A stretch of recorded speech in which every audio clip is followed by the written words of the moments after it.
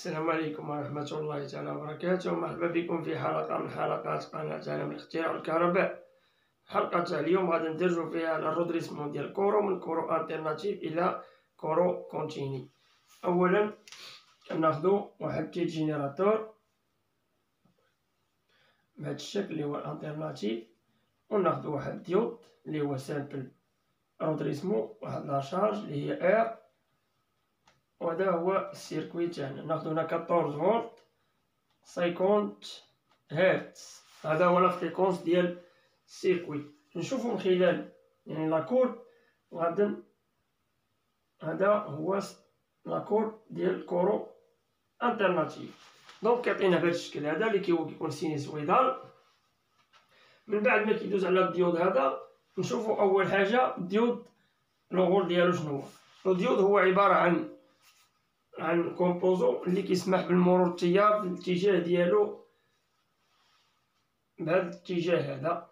يعني هنا لو كورو كيمشي في هذا الشكل، هذا كيكون في ليطا باسون، اما ملي كيكون الكورو انفيرس فكيكون في ليطا بلوكي. دونك من خلال هاد لو ديود هذا غادي يعطينا بهذا الشكل هذا.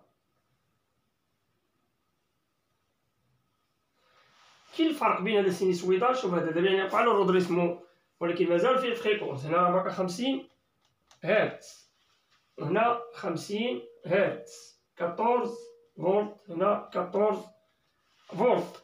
دونك هنايا من خلال هذا الرسم هذا يعني كنشوفو عطانا يعني القيمة الموجبة فقط. يعني هذه هي القيمة الموجبة، هي البوزيتيف، وهذه النيجاتيف. دونك هو في هذا لوطو هذا كيدوز في ليطا باسون في هذا السونس هذا. هادشي عطانا هاد الموجة على هذا الشكل هذا كيتسمى سامبل انترنونس ديال رودريسمون. دونك من خلال هذا الشكل هذا يعني بغينا نديرو حنا ليساج دو كورو، يعني يولي لو كورو تقريبا داير بحال هذا الشكل،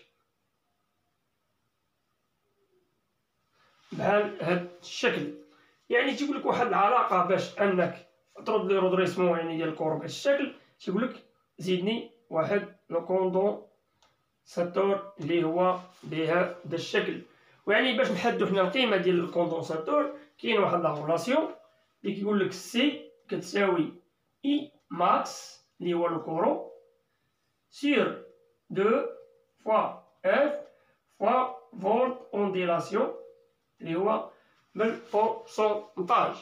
دونك من خلال هاد القيمه ناخدو واحد القيم احتياطيه، مثلا ناخدو ان امبير اللي سي كتساوي ان امبير على 2. هاد 2 منين جات هادي؟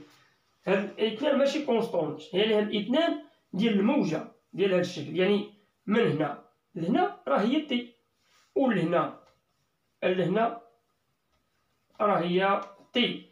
يعني هنايا خلال هادي يعني عطانا جوج ديال الموجات، عطانا هنا 2. هذاك الشيء علاش اختارنا هنايا 2. غنضربوها فوا واحد القيمة ديال اف، وهنا فوا فولت اونديلاسيون هي كاين، يعني فوا اف اللي هي 50 هرتز. ناخدو هنا هاد القيمة هادي بهاد الشكل، بهاد الشكل هذا. يعني هنايا كتكون 14 فولت هي الماكس، وهنا 12 فولت هي الميني. دونك هاد القيمة هادي هي بهاد المسافة، يعني هاد القيمة هادي بهاد الشكل هذا المبين اللي هو فولت اونديلاسيون. مثال خدينا هنايا مثلا كانت 14 ولات 12، يعني هي 14 ناقص 12 اللي هي 2 في المية اللي هي 0.2. غادي نعوضوها هنايا فوا 0.2 غتعطينا واحد القيمة معينة. دونك من خلال هاد الحساب هذا هي 0.0، يعني هي 0.00 من خلال هادي 41.66 فراد. عطاتنا هاد القيمة هادي بالفراد، يعني باش نحولو هنا هاد القيمة الفراد نحولوها للميكروفاراد غنديرو هي 0.004166 فوا 10 أس ناقص 6 ميكرو فاراد. يعني من خلال هاد القيمة هادي غتعطينا هي 4166، غتساوي هي 4166 ميكرو فاراد. يعني من خلال هنايا هاد القيمة هادي، يعني هنا مباشرة غادي نديرو لها 400 و200 ميكرو فاراد. هذه هي القيمة ديال هذا الكوندونساتور اللي غادي يدير لنا الفلتراج. دونك من خلال هذا الكالكيل هذا كيحدد لنا القيمة ديال الكوندونساتور اللي غادي نحطوه هنا باش يدير لنا الرودريسمون. نشوفوا الدور الثاني ديال الرودريسمون، هذا كيتسمى سامبل انترنونس. نشوفوا ديال دوبل انترنونس. فوالا ناخدو واحد الجينيراتور بهذا الشكل، تا هو 14 فولت 50 هرتز. اول حاجه كنديرو ديال 4 ديال لي ديود، اولا كناخدو بون دو غريس بهذا الشكل هذا باش نديرو الرودريسمون اللي هو كومبلي.